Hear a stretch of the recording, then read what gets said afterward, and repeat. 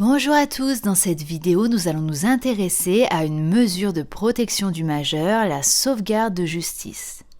L'article 433 du Code civil la définit ainsi: le juge peut placer sous sauvegarde de justice la personne qui, pour l'une des causes prévues à l'article 425, a besoin d'une protection juridique temporaire ou d'être représentée pour l'accomplissement de certains actes déterminés. Cette mesure peut aussi être prononcée par le juge saisi d'une procédure de curatelle ou de tutelle pour la durée de l'instance. Ça, c'est pour offrir une protection au majeur qui sera bientôt mis sous curatelle ou sous tutelle pour le temps de l'instance afin qu'il ne se retrouve pas complètement démuni.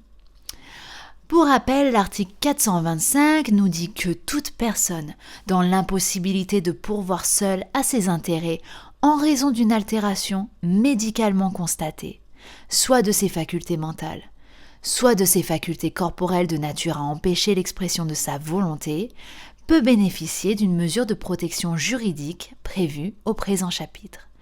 S'il n'en est disposé autrement, la mesure est destinée à la protection tant de la personne que des intérêts patrimoniaux de celle-ci. Elle peut toutefois être limitée expressément à l'une de ces deux missions. Cet article est cité pour toutes les mesures de protection du majeur dans le Code civil. Vous en trouverez ainsi de nombreuses références. L'audition du majeur à protéger est facultative dans certains cas. Ainsi, l'article 432 nous dit que le juge statue, la personne entendue ou appelée, l'intéressé peut être accompagné par un avocat ou sous réserve de l'accord du juge par toute autre personne de son choix. Le juge peut toutefois, par décision spécialement motivée et sur avis d'un médecin inscrit sur la liste mentionnée à l'article 431, décider qu'il n'y a pas lieu de procéder à l'audition de l'intéressé si celle-ci est de nature à porter atteinte à sa santé ou s'il est hors d'état d'exprimer sa volonté.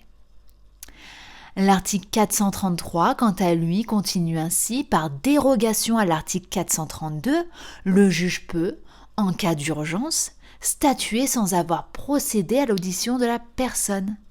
En ce cas, il entend celle-ci dans les meilleurs délais, sauf si, sur avis médical, son audition est de nature à porter préjudice à sa santé ou si elle est hors d'état d'exprimer sa volonté. Parmi les demandeurs, l'article 434 du Code civil en indique un en particulier puisqu'il dispose que la sauvegarde de justice peut également résulter d'une déclaration faite au procureur de la République dans les conditions prévues par l'article L. 3211-6 du Code de la santé publique. Quelles sont les conditions de cet article du Code de la santé publique ? Je cite: le médecin qui constate que la personne à laquelle il donne ses soins a besoin, pour l'une des causes prévues à l'article 425 du Code civil, d'être protégé dans les actes de la vie civile, peut en faire la déclaration au procureur de la République du lieu de traitement. Cette déclaration a pour effet de placer le malade sous sauvegarde de justice si elle est accompagnée de l'avis conforme d'un psychiatre. Lorsqu'une personne est soignée dans un établissement de santé ou un hôpital des armées ou hébergée dans un établissement social ou médico-social, le médecin est tenu, s'il constate que cette personne se trouve dans la situation prévue à l'alinéa précédent, d'en faire la déclaration au procureur de la République du lieu de traitement. Cette déclaration a pour effet de placer le malade sous sauvegarde de justice.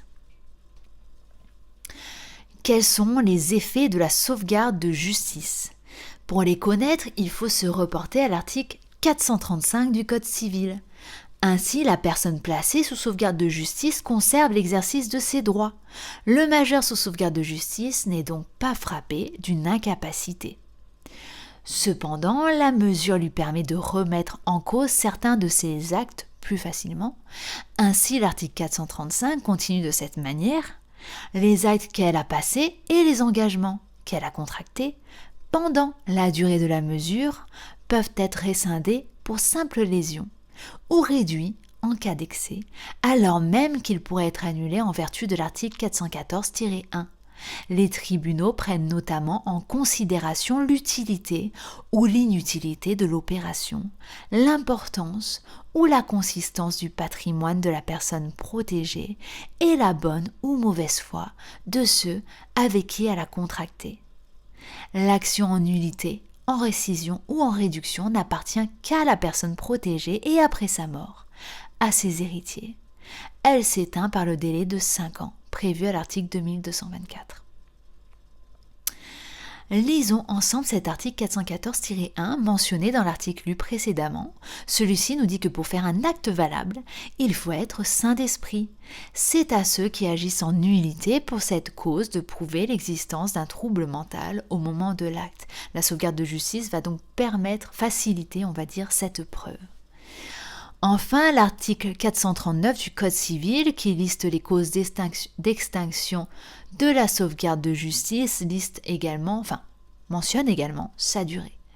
Celui-ci dispose que sous peine de caducité, la mesure de sauvegarde de justice ne peut excéder 1 an, renouvelable une fois, donc 2 ans maximum. Lorsque la sauvegarde de justice a été prononcée en application de l'article 433, le juge peut, à tout moment, en ordonner la main levée si le besoin de protection temporaire cesse. Lorsque la sauvegarde de justice a été ouverte en application de l'article 434, elle peut prendre fin par déclaration faite au procureur de la République si le besoin de protection temporaire cesse ou par radiation de la déclaration médicale sur décision du procureur de la République. Dans tous les cas, à défaut de main levée, de déclaration de cessation ou de radiation de la déclaration médicale, la sauvegarde de justice prend fin à l'expiration du délai ou après l'accomplissement des actes pour lesquels elle a été ordonnée. Elle prend également fin par l'ouverture d'une mesure de curatelle ou de tutelle à partir du jour où la nouvelle mesure de protection juridique prend effet. C'est logique puisqu'il ne peut pas y avoir 2 mesures de protection juridique pour le même majeur.